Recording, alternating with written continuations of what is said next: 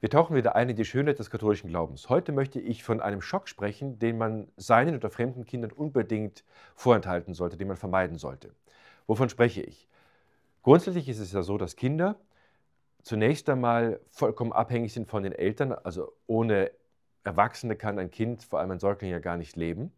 Und dementsprechend ist es nicht nur, dass das Kind eine große Abhängigkeit empfindet, sondern es lernt auch alles von üblicherweise den Eltern. Das heißt, sie eröffnen dem Kind die ganze Weite der Welt. Sie lernen sprechen, sie lernen vorher schon gehen und alles mögliche andere.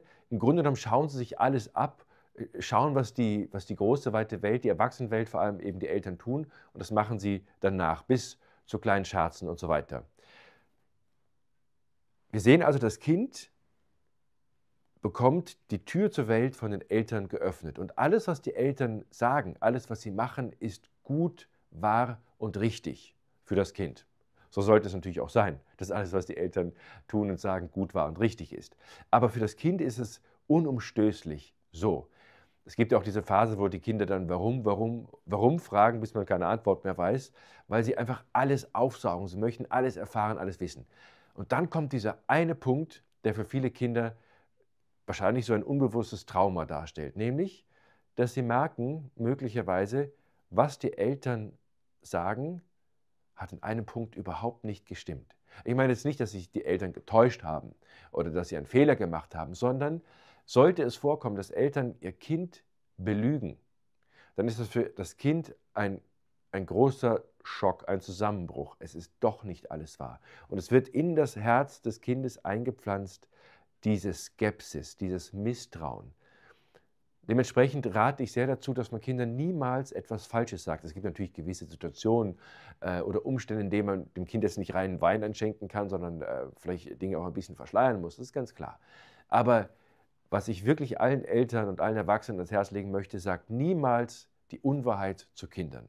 Weil ihr einerseits in ihnen sozusagen dann das Misstrauen in den Menschen per se erhöht, zum Zweiten dieses Kind möglicherweise selber die Unwahrhaftigkeit annimmt, also dann findet, das ist ja gar nicht so schlimm, wenn man nicht wahrhaftig ist und selber anfängt zu lügen, beziehungsweise auch, weil im Grunde genommen das eine Verdunklung des christlichen Glaubens ist. Jesus Christus sagt, ich bin der Weg, die Wahrheit und das Leben und die Wahrheit wird euch frei machen. Das heißt, die Wahrheit ist aus sich heraus gut und schön und heilsam.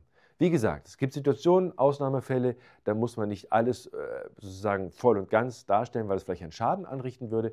Aber prinzipiell sollte für den Christen der Grundsatz gelten, ob er jetzt Kinder erzieht oder nicht, mein Wort ist wahr. Auf mich kann man sich verlassen. Von mir wird man nicht getäuscht. Und wenn ich etwas sage, dann meine ich das auch so. Und es ist auch gut und richtig.